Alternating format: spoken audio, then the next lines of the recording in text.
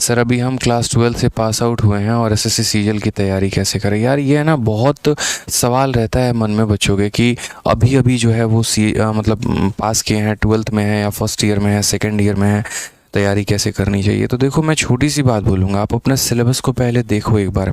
रोज़ offline में बच्चे आते हैं, रोज़ उनका एक ही रहता है कि सर अभी अभी हमने मतलब तैयारी, फ्रेशर हैं तो कैसे तैयारी हो, सिंपल सा रहता है।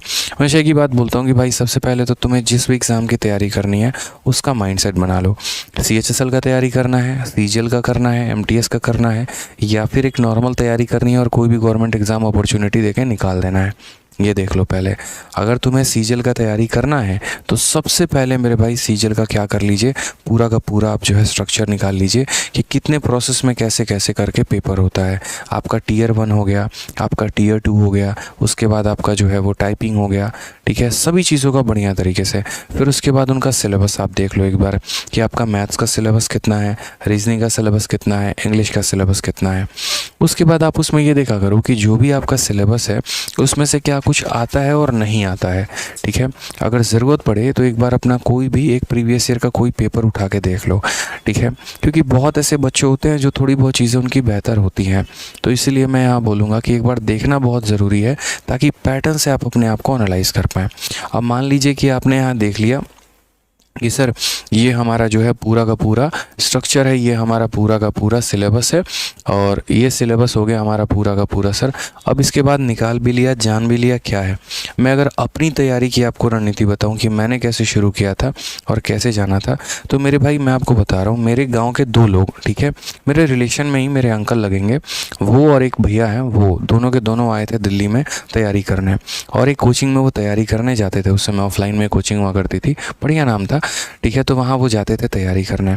अब जब वहाँ वो तैयारी करने जाते थे ना, तो वो मॉक टेस्ट वहाँ का लेकर आए थे, जो संडे को उन कोचिंग इंस्टीट्यूट में जो टेस्ट होता था।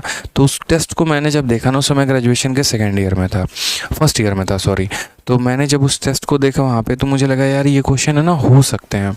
इंग्लिश मेरे पल्ले पड़ नहीं रही थी, मैथ्स ये था कि हाँ कुछ सवाल मैं बना पा रहा था, रीजनिंग में बना पा रहा था। उस समय ऐसा टीसीएस वाला भौकाल नहीं था कि इस लेवल का पेपर पूछा जाएगा, ऐसा लेवल होगा, हार्ड होगा, ऐसा नहीं था, थोड़ा आसान था उस समय का, मतलब ज़्यादा नहीं, आज से 3 साल पहले की कहानी बता रहा हूँ, ठीक है। तो पेपर वेपर देखने के बाद मुझे लगा यार गवर्नमेंट जॉब आराम से हो सकता है। फिर उसके बाद है ना, उन इंस्टीट्यूट ने एक पैम्पलेट दिया था, वो बड़ा शानदार था यार, मतलब बड़ा अच्छा लगा मुझे देख के।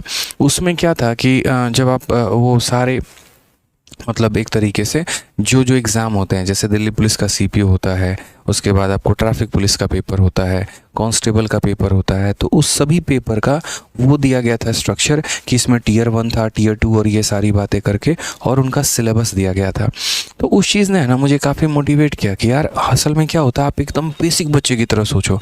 मान लो कि जैसे आप और मैं कहूँ यूपीएससी निकालना है, तो आपको पता भी नहीं है यूपीएससी का सिलेबस क्या होगा, तो सबसे पहले क्या रुचि जगाते हो कि यार एक बार इसमें सिलेबस देखते हैं कि सिलेबस है क्या। समझ गए बात को, सिलेबस की जानकारी हो जाती है, तब देखते हैं हमारे बस की बात है भी या नहीं भी है, या हमें किसी और एग्ज़ाम को ट्राई करना चाहिए। तो वो सिलेबस देखने के बाद मुझे कॉन्फिडेंस आ गया कि हाँ चीज़ें हो सकती हैं, मैं कर सकता हूँ आराम से, 1 या 1.5 साल की मेहनत है, कोचिंग लेंगे, आराम से सिलेक्शन हो जाएगा, ठीक है। उसके बाद यहाँ पर बात आती है कि ये तैयारी को हम लेकर कैसे जाएं, और दूसरी बात यहाँ पर इस तैयारी के दौरान मोटिवेटेड कैसे रहें। तो हमने सीजीएल में जो है पूरा एक mrunal.org करके एक वेबसाइट है, उसमें सारे के सारे पोस्ट डले हुए थे कि एक्साइज इंस्पेक्टर का पोस्ट है, इनकम टैक्स का पोस्ट है, इसका पोस्ट है। वो मुझे देख के और फैसिनेटिंग लगा कि यार यहाँ पर जो है, ठीक है, इससे और बेहतर हम कर सकते हैं, ये पोस्ट के लिए अगर हम तैयारी करें तो लाइफ सेटल हो सकता है। तब हम डेप्थ लेवल पे और गए, और जाने के बाद सिलेबस में एक एक चीज़ को एनालाइज करना शुरू किया कि जैसे मान लीजिए हमारा मैथ्स हो गया, ठीक है, उसके बाद हमारा रीजनिंग हो गया, उसके बाद यहाँ पर जो है आपका जीएस हो गया, फिर उसके बाद हमारा जो है, ठीक है, चौथा पेपर इंग्लिश हो गया, और फिर अभी के राइट नाउ में अगर आप देखेंगे तो कंप्यूटर भी है और टाइपिंग भी है।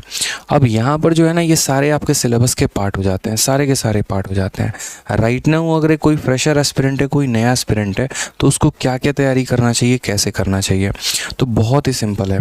आप तो सबसे पहले यहाँ पर ये देखो कि वाकई में आपको कोचिंग लेने की आवश्यकता है या नहीं है, ठीक है। अगर आपको बिल्कुल नहीं आता है तो सबसे पहले मेरे भाई आप कोचिंग लेना शुरू कर दो।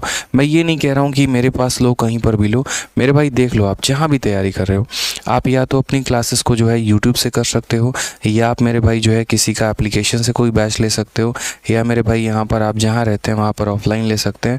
कारण हम बताते हैं, जो काम आप खुद से सीखेंगे ना, अगर किसी किताब को आप खुद से सॉल्व करने का सोच रहे हैं तो वो जो है यहाँ पर आपको क्लासेस काफ़ी शॉर्ट में, काफ़ी कम में जो है वो सिखा देती है। अगर मान लीजिए जीएस आपसे याद नहीं हो रहा है, आप किसी ऑफलाइन में किसी टीचर के पास पढ़ रहे हैं, तो वो उसको कहानी के माध्यम से नरेट करके जो है वो काफ़ी सरल तरीके से मेरे भाई बता देंगे।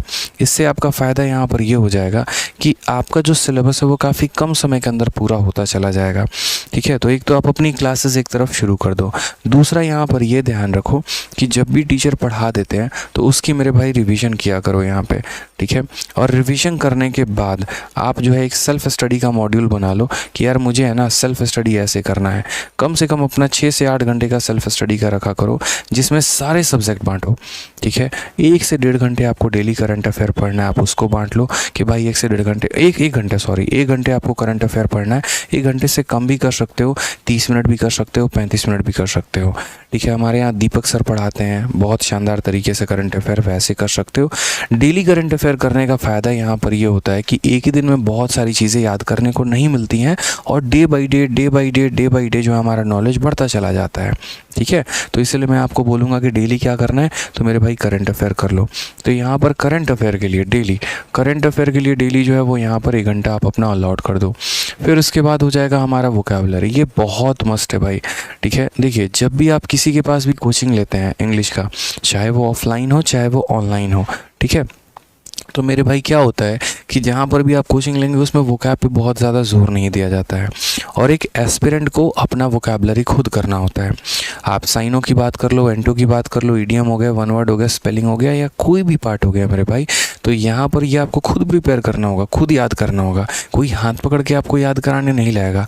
अगर आज मेरी वर्ड पावर 10,000 की है तो ये मैंने खुद बनाया है, लेकिन क्या ये एक रात में बन गया? कहते हैं ना, Rome was not built in a day, एक दिन में नहीं बना। तो वही वाली बात है, डेली के डेली मेरे भाई वोकैब याद करना शुरू करो। यहाँ पे कुछ लोग, आज एक बच्चा आया ऑफलाइन में, ऐसे दिखा रहा था 20 मिनट फ्रेजल वर्ब, 20 मिनट साइनो, 20 मिनट एंटो। ऐसे नहीं होता है, आप 1 घंटा बांट लो। आज सिर्फ चाहो तो सभी साइनो ही पढ़ लो। कोई भी किताब है, मार्केट में बहुत सारी किताबें वोकैबुलरी की, सब अपने आप में परफेक्ट है। सब ने अपने लेवल पे बेहतर करने की कोशिश की है, बच्चों को समझाने की कोशिश की है। आप ये देख लीजिए कि आपको समझ किससे बेहतर आ रहा है। उसी तरीके से यूट्यूब पर हैं, काफ़ी लोग पढ़ाते हैं, उसमें ये देख लीजिए कि आप किसके साथ कोऑर्डिनेट कर पाते हैं, कि आपको ट्रिक की आवश्यकता है या आप चीज़ों को याद करके बेहतर कर सकते हैं। ठीक है, जो भी तरीका हो, किसी का भी कोई एक किताब पकड़ लीजिए, कोई भी एक वीडियो पकड़ लीजिए और उसको पढ़ना शुरू करिए। और जो मान लीजिए कि कुछ कठिन शब्द हैं आपके ना, तो उसको यहाँ हाथ पर लिख लीजिए। जैसे मैं आज भी हाथ पे लिखता हूँ कई सारी चीज़ें। अब बस प्रोफेशन आ गया है तो हाथ पे ना लिखकर मैं उसको मोबाइल में लिख लेता हूँ, गूगल के नोट्स में। आप यहाँ पर ये कर सकते हैं कि उसको हाथ पर लिख लीजिए। वो कुछ शब्द जो ऐसे होंगे ना, वो मेरे भाई सुबह से लेकर शाम तक आप लोगों के माइंड में घूमता रहेगा। जैसे मैं एक छोटा सा शब्द बताता हूँ, मैं आज भी कहता हूँ यार, एक शब्द ऐसा था जो मुझे याद ही नहीं होता था, और वो मेरे भाई सिस्टा था, SIESTA करके, या शायद SCI, मतलब ऐसे करके, जिसको दोपहर का ब्रेक बोलते हैं। तो इसको मैंने क्या कर लिया, हाथ पे लिख लिया। सुबह शाम जहाँ घूम रहा हूँ, सिस्टा वो याद हो जाता है। तो इससे क्या रहता है कि शाम तक खाना खाने गया, हाथ बढ़ा रहा हूँ, खाना लेने के लिए आगे, शब्द मेरे सामने है। तो ये बहुत फ़ायदा होता था। इस पे मत लिखना, ये मिट जाता है। इस पे लिखना है, ये पाम पे, इस पे नहीं मिटता है। दुनिया गजनी बोले, पागल बोले, जो बोले वो मेरे भाई तब बोल रही थी। तब मुझे भी लोग काफ़ी कुछ बोल रहे थे कि अरे यार, बड़ा गजनी बड़ा घूम रहा है, ठीक है, क्या दिखाना चाह रहा है कि तुम्हें ही ज़्यादा आता है, अच्छा दिखा रहा है कि यहीं एक लड़का तैयारी करता है। लेकिन मानिए ये तब के ताने थे।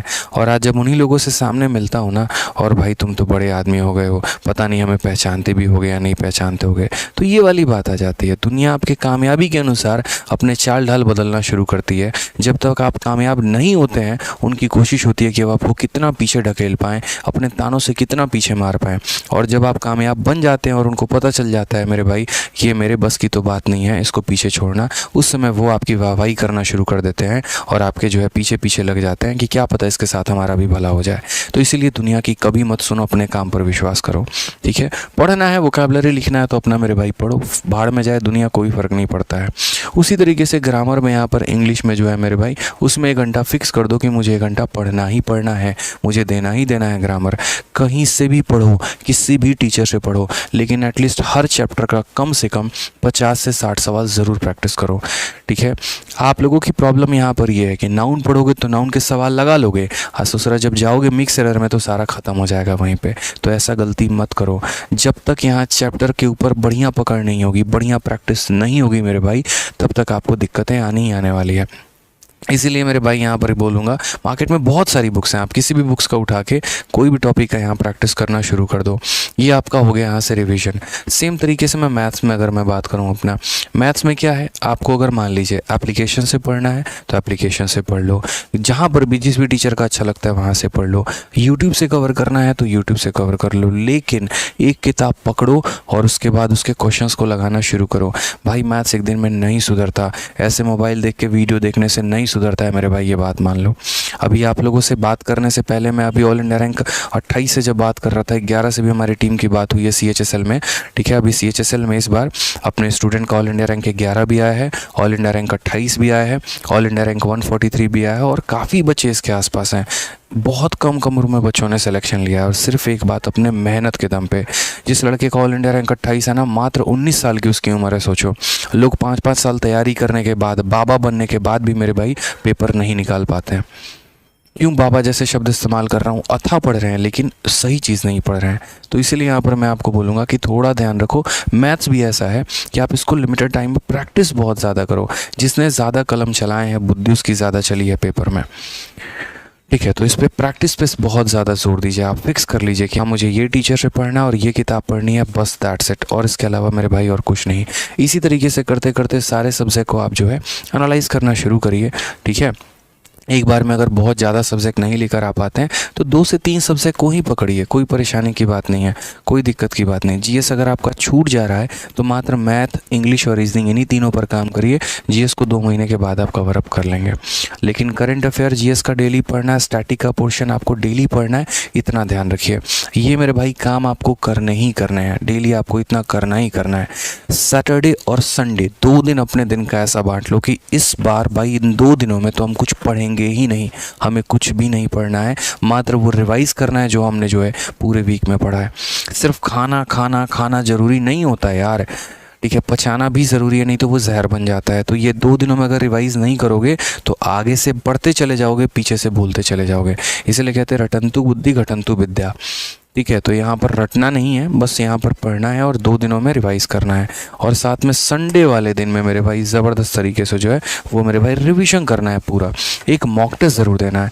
देखो यार, मॉक टेस्ट में तुम्हारे कम नंबर आए, मॉक टेस्ट में तुम्हारे ज़्यादा नंबर आए, क्या है, कोई फ़र्क नहीं पड़ता है।